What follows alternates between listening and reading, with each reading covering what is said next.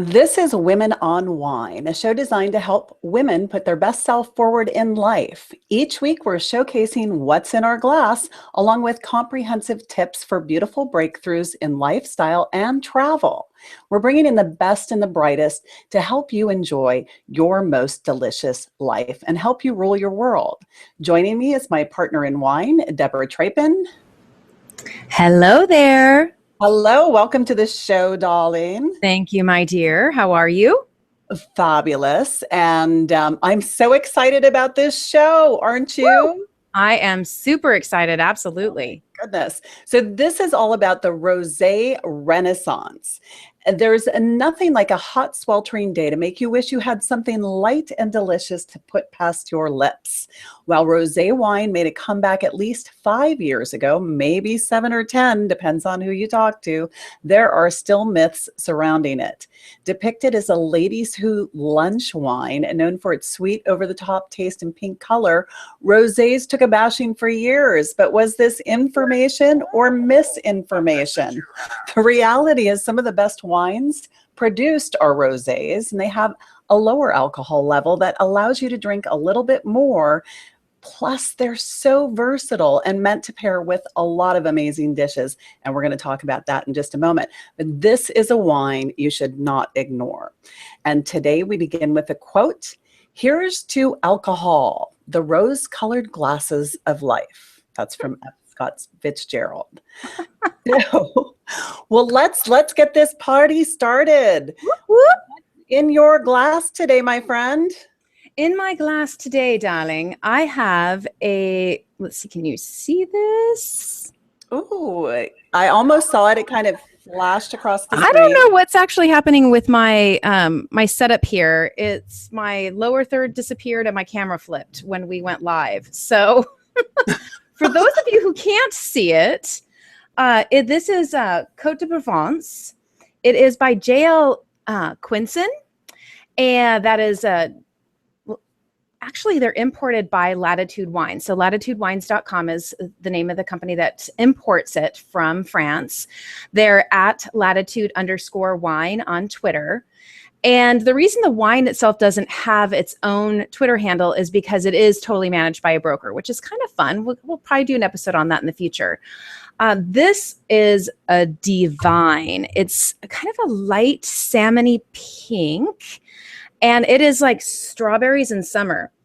It's just delicious. It's dry, which I love. I love the drier rosés, but it does have just a little bit of sweetness on the finish. And so I would actually use this as like a aperitif. So before dinner, maybe with a little Gouda goat cheese, some spicy nuts, and some apricots. That's what I would pair it with. Absolutely love that. It sounds delightful. So in my glass, and I absolutely adore this bottle, but this is Gerard Bertrand, and we've got a Côte des Roses. This is absolutely amazing. Can you see my label here? I can see, yeah, I can see your lower third and your label. Perfect. My what? My lower third. Oh, so sorry about that, darling. Okay, but I want you to also take a look at how much detail went into this wine. Gorgeous. Oh my goodness. Wow. So there's a rose on the bottom. It's absolutely beautiful. It's well priced. This is a 2014, so it's just where you want it. It's got a teeny bit of grapefruit in it. It's light, but it's also got that little, like, I would probably pair this with something like I want to do a mango salsa with a grilled mahi-mahi. I mean, I would just love that. But I really adore the wine. Now, we have not talked about what our word for the show is yet. And as you know, when we have a word for the show and we say the word for the show, that means you have to enjoy a sip of the delicious whatever is in your glass. So the word for the show today, Debra, is rosé. Can you believe it? Shocking. Cheers. Cheers, my friend. Cheers. So are you going to give us a history lesson? Is that what I heard? Oh, I have to give you a history lesson because, the thing with rosé is think of this. If you can just wrap your head around this for a minute. 26 centuries ago, the Greeks founded a colony in Marseille, and they started creating rosé. I don't think that they actually knew what they were doing too much. They knew that they liked it. They knew that it was a little warm there because it's a kind of warmish area. And this actually is in the Provence district where they were growing these grapes. So this is the oldest wine growing region in France. And these were the very first wines to be made, were rosés. Now, how's that for a bit of history? Fabulous, and a great use of the word of the show. Oh, thank you, Dolly. I love that. So is a rosé the same as that other kind of wine? I think they call it blush. You know, it's very, very different. And this is, I mean, this is like another history lesson. That is why we got such a bad rap for rosé, because people thought they were one and the same. And they're not. I mean, rosés tend to be on the drier side, and blush tends to be on the sweeter side. In fact, really sweet side. That's why we reference the ladies who lunch, because they tend to be people, well, let's not categorize individuals. But why don't you share with us the difference between how blush wine is made and how rosé wine is made? Well, for the most part, both wines start with red grapes. There are certain varieties and varietals of rosés that actually add white grapes. Those tend to be like the sparkling, the rosé champagnes and such that add a little bit more of the white.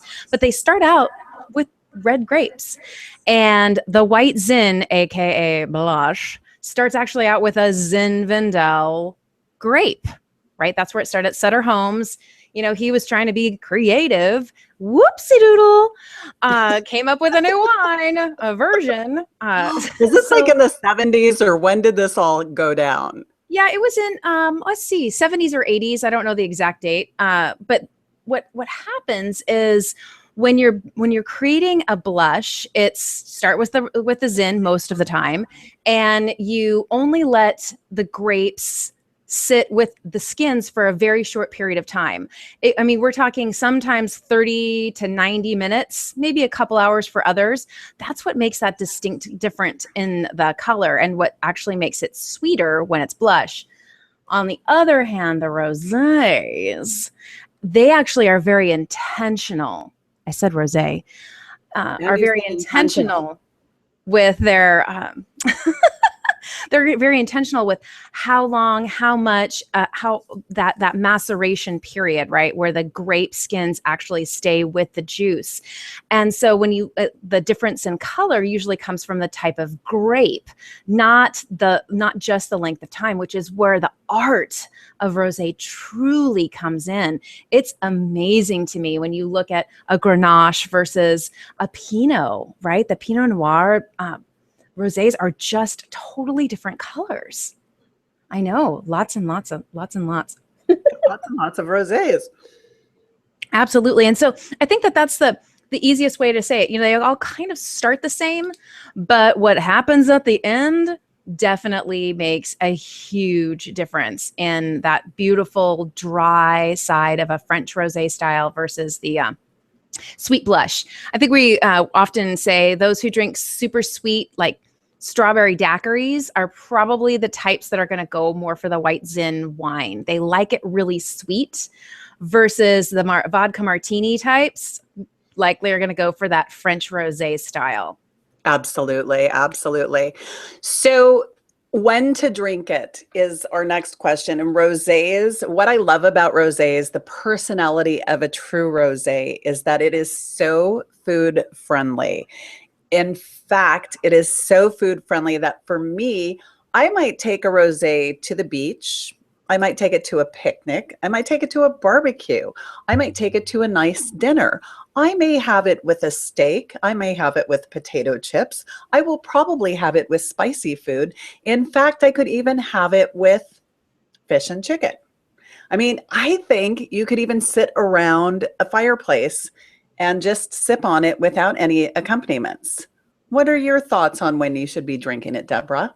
I think all of the above, I think the interesting, what you basically said there is very true, is it is such a versatile wine. I think goes well with food is one of those overused descriptions for most wines, Oh yeah, except for rosé, except because for it rosé. goes everywhere.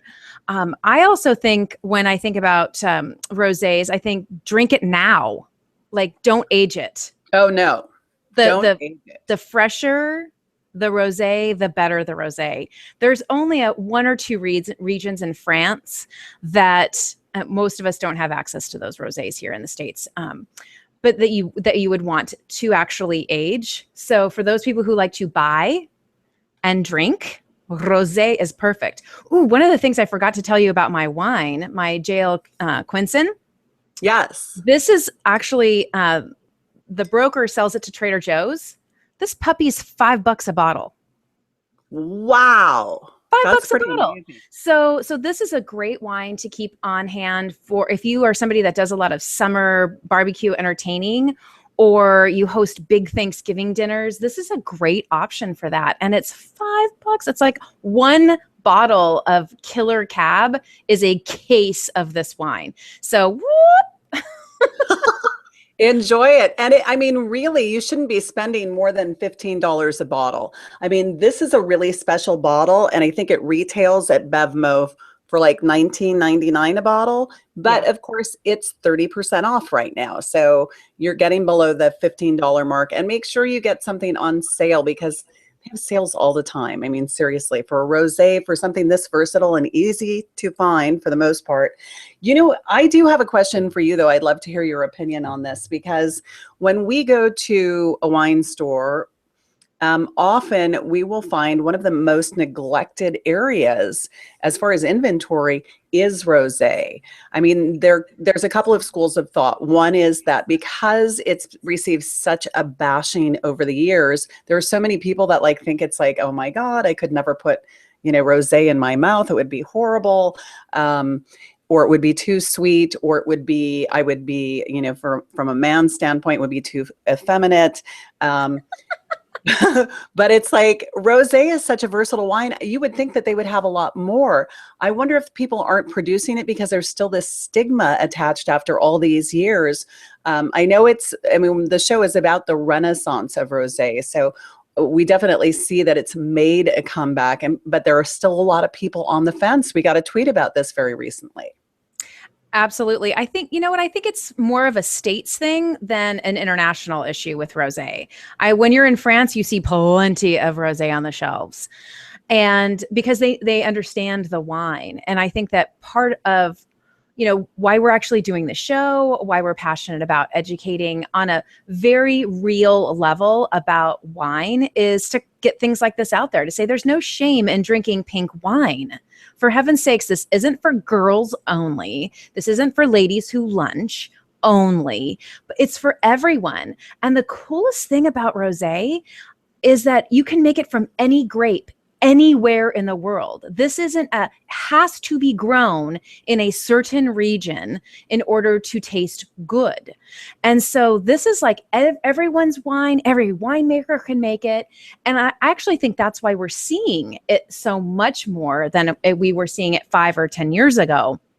I'm excited to see more of it because that will mean it will be even more affordable. And who doesn't love more affordable wine? Woo! You can never have enough of that. Totally. I mean, absolutely. Okay, so we talked about almost any food under the sun can go with a rosé. And I think in conjunction with talking about the price, I do want to tell people that if you're not really familiar with rosés, when you go into a wine shop or when you're talking to somebody in a winery about a rosé, let them know that you'd like to try a bottle under $15, ideally. That is a dry rosé. That will keep you safe and away from the sweet stuff. Yeah, for sure. If you don't want sweet, definitely ask. And I would ask for a French dry. Just try where it originated. I think that's a Great place super to start. awesome tip.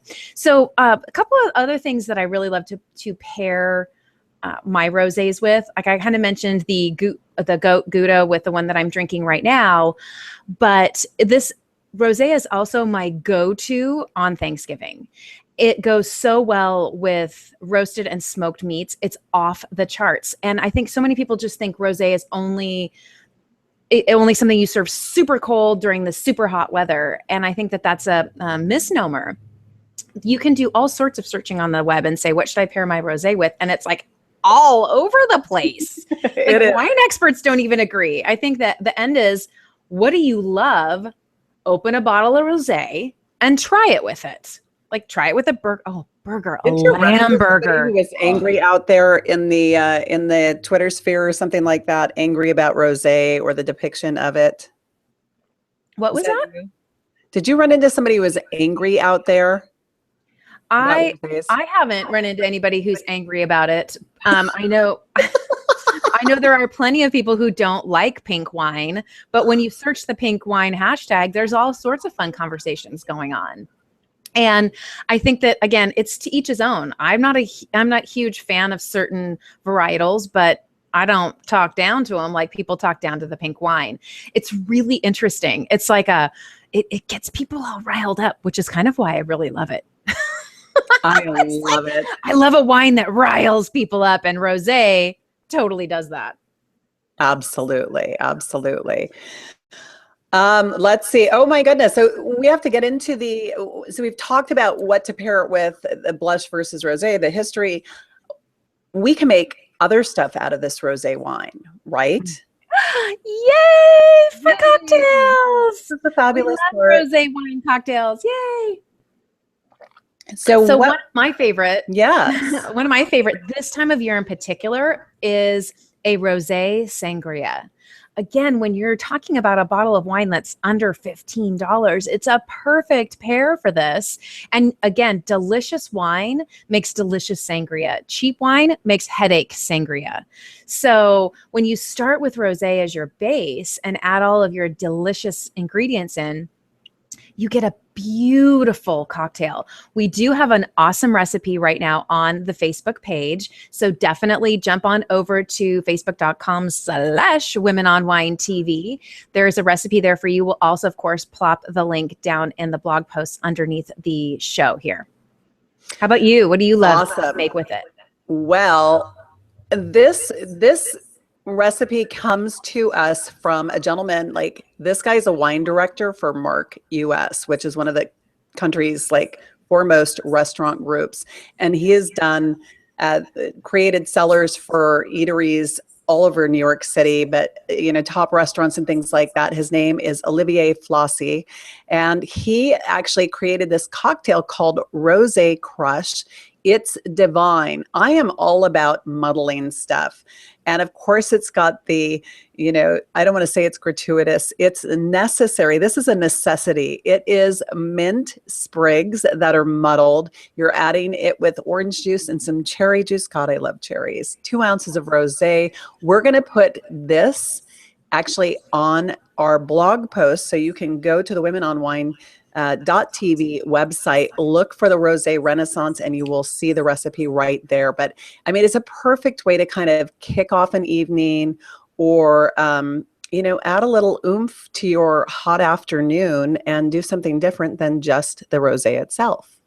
Absolutely. And this, I think my last little tidbit would be, when you're creating these cocktails, go all out and make your ice cubes out of a bottle of the rosé. Absolutely. Don't just put water in there, a little bit of the rosé in your ice cube tray. And then especially when you're doing the sangria, put a grape or a little piece of fruit inside each one of the little squares and make just really fun little ice cubes out of your rosé. Absolutely. Great recommendation. I do that with watermelon and mint sprigs. Yes. But I'm going to try some rosé with mint sprigs now. Fantastic. Delicious. Any other tips or tricks from you, Cal? I think that's it. I just really want to emphasize to people that this is a great wine. Don't be afraid of it if you're not familiar with it. If you are familiar with it, we want to hear from you. So please share with us your favorite rosé. If you can recall, when you're tweeting to us at Women on Wine TV, please put the Twitter handle of that winemaker in the stream so we can follow up and make sure we try it as well. Fantastic. All right. I think that's a wrap. That's a wrap. Thanks so much, everyone, for joining us today. As always, we love to hear your thoughts and tips and little tricks out there about our topic. So as Kel said, make sure you jump in the Twitter stream, use our handle at Women on Wine TV. Our hashtag is #WomenOnWine. You can find us on all of the major social channels. So just search for Women on Wine TV and you'll find us. Follow us, and we promise to share amazing, fun little tips and tricks and fabulous information with you along the way. We look forward to it. Take care. Cheers in your rosé glass.